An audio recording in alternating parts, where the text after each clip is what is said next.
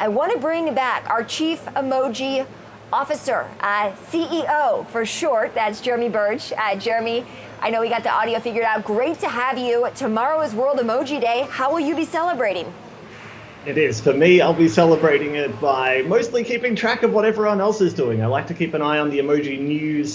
Sometimes there's different companies that will release new emoji designs. We tend to keep track of the emoji trends at that time. So for me, it's all about the emoji awards that we've been handing out. Okay, top emojis. What are they? I was told, and I can't believe I don't know this one, heart on fire. I need to be using that. Is that the top emoji this year? This is the top new emoji. That's the key. So this came out in the last 12 months. And when you tally up every emoji that came out in the last 12 months and we look at which one's most popular, heart on fire is the top. And then you have other ones like spiral eyes. This is the smiling face with a little tear. And then you've got the exhaling face and the fingers together, the pinched fingers there. These are of the new emojis that came out in the last year, so quite a passionate bunch. And I assume the fingers together, they're number 5. That's sort of like a Zen meditation one, right? Well, it's up to how you want to use it. A lot of people have likened it to a gesture that's quite popular in Italy. Like you can sort of hold it at people to say, "Why are you doing this?" Oh, why? But you could use it for Zen too. Yeah. You know, my mind is just constantly trying to find the Zen in this world that we live in these days. So that's where my mind was at. Jeremy, CEO, Chief Emoji Officer. What's a day in the life of a Chief Emoji Officer like? What do you do? You know what?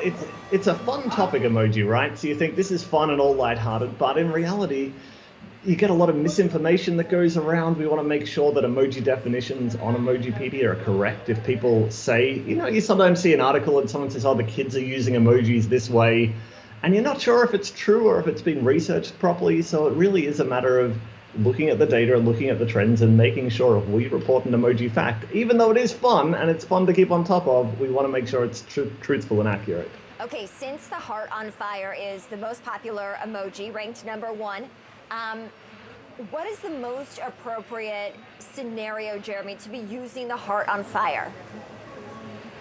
It's really hard to tell in the early days, right? This is a new emoji. It's come out. It was sort of proposed as a very passionate emoji. You could send it to someone, you might send it to someone you're in love with.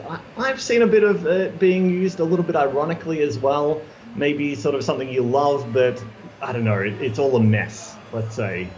I haven't really found a use for it myself. I don't know about you, but I haven't really found it something that I've been using. It's very, it catches your attention. I think that's the best way to say it. I think I'm going to have to bring it out one of these days, Jeremy. My other question to you is, what other emojis are in the pipeline? We've seen a lot of actually more inclusive emojis come to the forefront and be options for people. What other emojis do you think serve a purpose in this world that still need to be debuted? So that right now there's a draft emoji list. It doesn't come out in final form until September, but having a look at that, you've got examples of new emojis potentially coming out, and quite likely, like the handshake with different skin tones. Right now it has to be yellow. You can change the skin tone of nearly any emoji, but you can't change the handshake. There's also sort of heart hands. You hold it in front of your face like this, and a heart finger.